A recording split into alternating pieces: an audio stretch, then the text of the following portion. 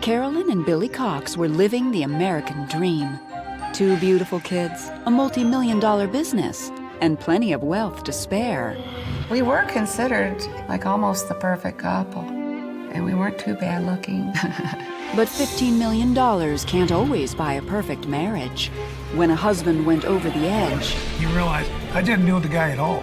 There's something very sinister about Billy Cox. 43 years of devotion would end in a nightmare. That was the first time I really felt fear. When it comes to love and marriage, things aren't always as they seem.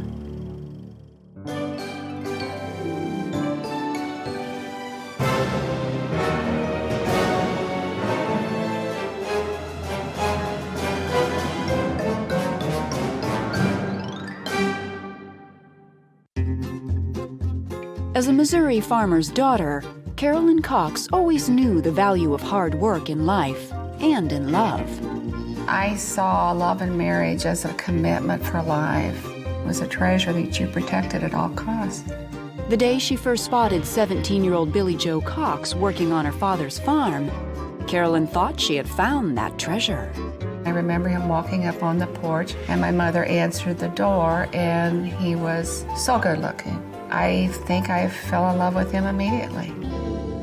Before long, the two began to date. Raised in a strict religious home, Billy treated Carolyn well, taking her out on Saturday nights. He was very shy, and when he did come to the school dances, he had never danced. He always had this very sweet smile with his lip curling up to the side, and everyone just really liked him a lot. Soon, the couple was thinking about a future together. He just seemed to be honest, gentle, loving, caring, and so what more could one ask? 3 years later, they made good on their promise and tied the knot in a traditional church ceremony. Carolyn was just 19.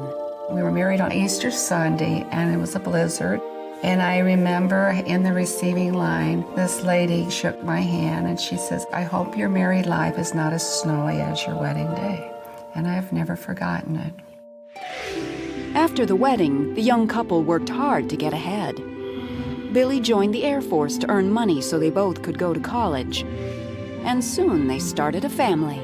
We had our goals that I think were aligned together, so I thought we were a very good match. 2 children later, Carolyn graduated and worked to help support them while Billy finished his PhD in botany. But as Billy's graduation day grew closer, Carolyn began to notice a change in her husband's behavior. Billy was seldom around. He was coming in late, a lot of nights drinking with friends. I don't know if he was feeling some pressures, but when Billy was under stress, he became very intolerant. He would belittle her, so the particular argument that she had was ridiculous. Sometimes you could hear things getting thrown and that type of thing. Billy's temper was troubling, and one night he suddenly became violent. I don't know what the argument was, but he hit me. He socked me. And I had this black eye. And I was thinking, how can this be? But Carolyn was determined to stick with her young marriage. I made a decision that day that you're not giving up your marriage, you're not giving up your hopes and dreams. You just put it away, go on, this won't happen again. Meanwhile, on the outside, life for the couple was looking up. Billy graduated with his PhD and found a good job at a chemical lab. But as the years went by, he had bigger ambitions. He decided to take some things that he had developed and start his own business. So I was the breadwinner. I would teach all day and go work the business at nights and weekends. With Carolyn's help, Billy built an agricultural chemical company from the ground up. And by the time the kids were grown and out of the house, business was booming. By the late 1990s, the Coxes were millionaires. The small-town sweethearts had come a long way. They made a lovely, lovely couple. They had earned everything on their own, and I admired them for that. We were considered like almost the perfect couple. We really were. We had succeeded, we had done well. After nearly 4 decades together, the couple had finally achieved their dream. But Carolyn was about to wake to a terrible reality. On the night of September 12, 2004, Carolyn was packing their bags for a much-needed getaway to France with friends. I never had been to Europe, so I was very happy. But she and Billy would never get on that plane.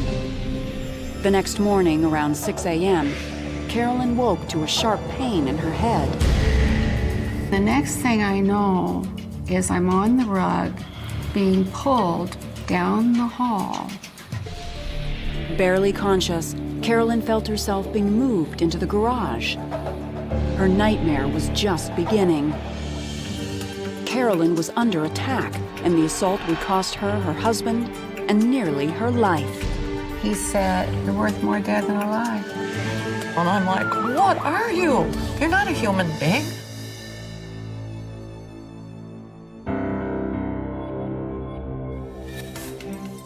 In the spring of 1996, 8 years before the attack that would leave Carolyn Cox clinging to life, she and her husband Billy were hard at work growing their successful business.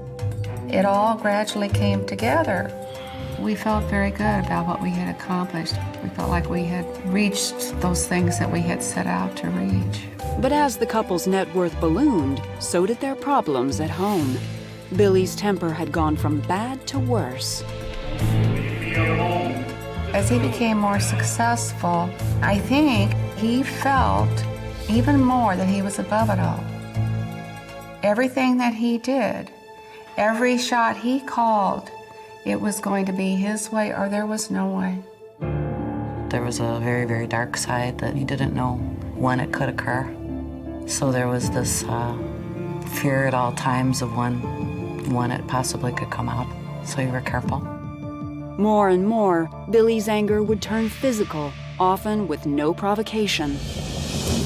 We were sitting in the hot tub one night and we were talking, and I said something he didn't like, and with the back of the hand he just suddenly hit me across the face. It was just so out of the blue. Sometimes Billy's outbursts would leave their mark, but Carolyn took pains to hide the truth, even from her closest friends. She would come to meetings sometimes in a neck brace or with her arm in a sling or a patch over her eye. Carolyn always had an excuse for these injuries. And to be quite honest, the general opinion was that Carolyn was a klutz. At times, Carolyn thought about ending her marriage, but Billy's violent streaks didn't happen often. These bad times might not show up for a year. And in between that, he could be very loving and he could be affectionate. When we would go for these spans and not having anything happen, I truly felt they would never happen again. And so when they showed up, I was always in shock. But problems at home didn't slow down the family business. By 2002, the couple was worth $15 million and living in a 12,000 square foot mansion in Bull Valley, Illinois. It was Carolyn's dream house. And they enjoyed entertaining for fundraisers and functions in Bull Valley. We were living the dream. Being able to stand back and look at that and say, look what you have, how fortunate you are. But it never seemed to be enough for Billy.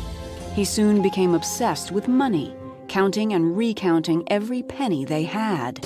He was constantly making records of his net worth. And he had some fixation on insurance. He was always buying insurance policies. By the spring of 2004, Billy was acting even stranger. If I touched him, his body was rigid. I would start to hug him, and it was almost like hugging a board.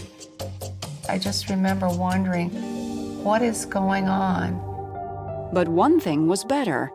Billy hadn't been violent towards Carolyn in over a year. Until one night, when he said something that gave her pause. He bought an insurance policy on my life, and he was going over the information, And he said, "You're worth more dead than alive." Carolyn knew that life insurance policy was worth more than $1 million, but they hardly needed the money, so she tried to laugh it off. I refused to take it any other way. I turned to him and I said, "Well, I'm so glad that's not true." Little did Carolyn realize just how deep Billy's anger was. He looked at me with eyes that was just ice cold. I thought, this looks like a photograph of a corpse.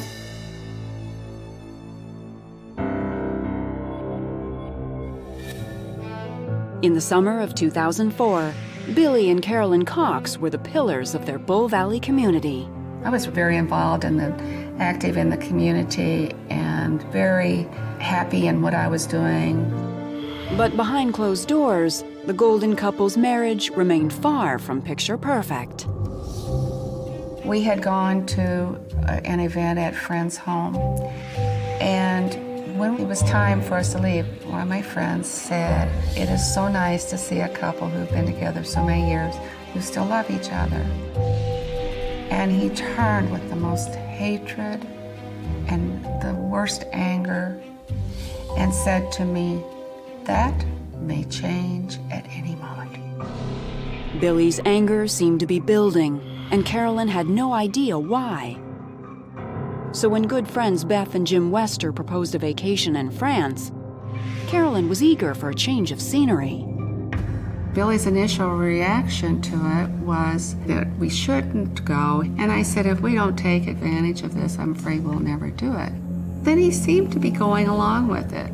But Billy and Carolyn would never board that plane. On the morning of September 13th, 2004, Carolyn awoke to a crushing pain in her head. Dazed, she had no idea what was happening. My first sense of something was my husband lifting me off the bed, and I reached for him. And the next thing I know is I'm on the rug being pulled by him down the hall, and I said, "What are you doing?" And he said, "You fell out of bed and hit your head. I'm taking you to the doctor." Billy dragged Carolyn down to the garage. He placed me right on the cold concrete floor out there. And I kept saying, "Where's the ambulance? Where's the ambulance?" And he said, "They are on other jobs." Bleeding heavily, Carolyn slipped in and out of consciousness, praying that Billy would be able to help her. But her prayers were in vain. As I'm lying there with my eyes shut, all of a sudden something hit me across the left side of my face. I said, "I think I'm dying." And he just stood there. He didn't do anything. He didn't say anything. Instead, Billy picked her up, dumped her into the back of his SUV, started it, and walked away. I'm in the car, and I'm realizing it's getting really hot. It's getting harder and harder to breathe. And I kept telling myself, "You'll die. You can't go to sleep. You have to do something." With her last ounce of strength, Carolyn managed to crawl to the garage door, only to find that it was locked. Then she knew her husband of 43 years wasn't going to help her. He was trying to kill her. I did not understand till those doors were locked what he was really doing. Meanwhile, the Westers had been trying to reach them. They were scheduled to leave for the airport. I called him at 8:30 in the morning, but nobody answered. And I said, "Well, that's odd." But as the morning wore on and still no word from the Coxes, Jim began to worry. Around 10:30, I realized this is not right. This is not normal. Nobody would answer any of the phones. And then I kept thinking, their house is way off the road. What if something happened? I get a phone call from Beth Wester, and she says, "Do you think maybe that we should call the police?" Around 12:30 p.m., local police arrived at the house. He climbed through an open window and made a gruesome discovery. He literally encountered a bloodbath in the foyer. He entered into the garage. The garage was full of carbon monoxide, and it was very hot in there. he observed Carolyn laying across the front seat of Billy Cox's truck, bleeding heavily from her face, and she said to him, "Help me," and then she lost consciousness. As paramedics worked to save Carolyn, Billy mysteriously appeared, claiming he'd been outside on the grounds all morning. He was standing there very calmly and said, "Did she fall?" At that point, the chief was very suspicious of what had occurred. Carolyn was rushed to the hospital, and police began to question Billy. But soon he complained of chest pains and was taken to the same hospital as his dying wife. They take me back to the room where my mother was, and I looked at her and I didn't even recognize her. And she said, "Why did he do this to me?" They said that my father had been brought in, and do you want to see him? When I got in there, there's the face of complete bull. Never asked about my mother until the very end. Doctors could find nothing wrong with Billy, so he did what any man would do when his wife's life was hanging by a thread. He went out to dinner. The chief was immediately suspicious of Billy because of the crime scene. Someone was cleaning up that foyer. There were rugs that had been rolled up that were full of her blood. There was also no explanation as to why the garage doors were all disabled, vehicles were running, and the door entering into the home was locked. The evidence appeared to point in one direction. As soon as Billy finished his pork chops, police brought him in and arrested him. Why would you take it to that level? Could have divorced her. Not only was he trying to kill her, he was trying to make her suffer. 2 days later, Carolyn awoke from surgery to hearing loss, metal plates in her face, and damaged vision. She was in shock that the man she had devoted her entire life to had just tried to kill her. The coming to and knowing, oh, the heartbreak, it's just the devastation. I couldn't believe it. I lost my husband. I nearly lost my life, and I lost my husband. But beyond heartbroken, Carolyn was also afraid. Billy had posted bail, and his reign of terror was far from over. I believe that he wanted Carolyn dead. I was just terrified all the time.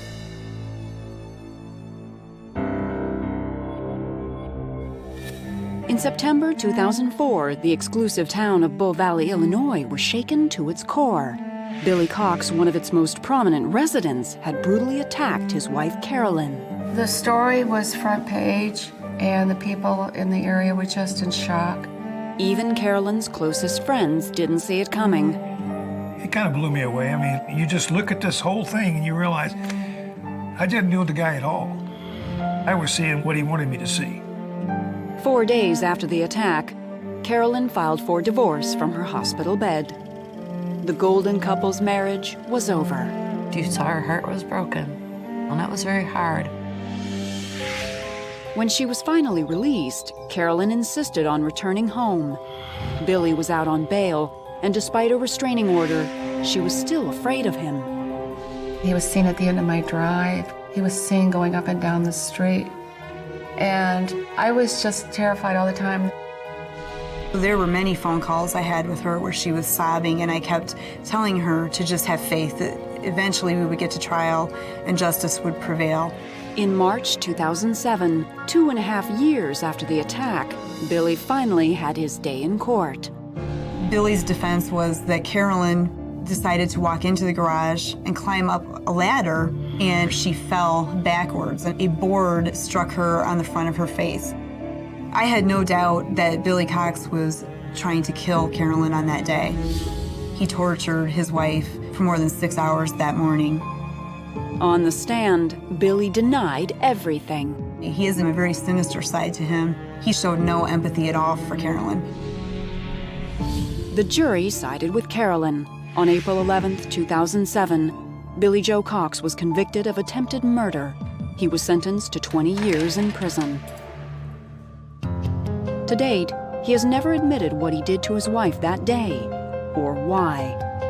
I don't believe the initial attack was premeditated. Billy Cox had abused her throughout their 40-year marriage repeatedly.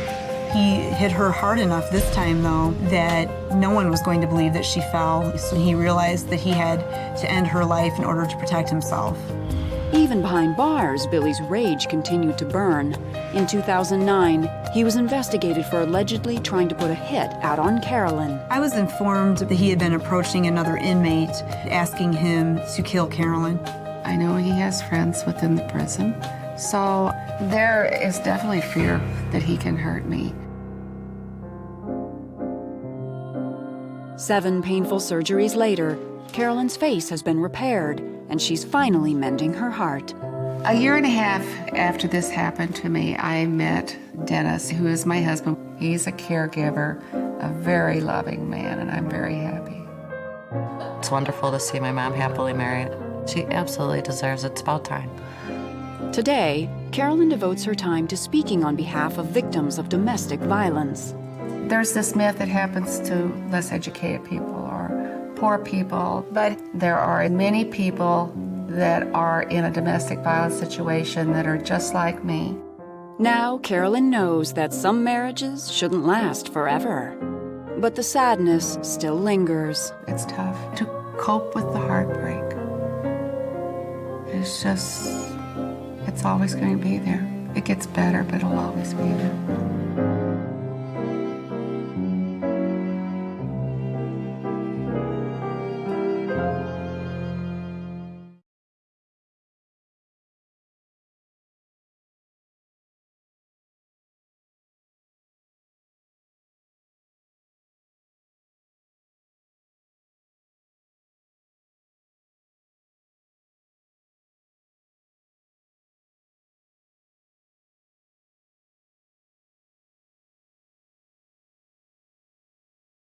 Absolutely.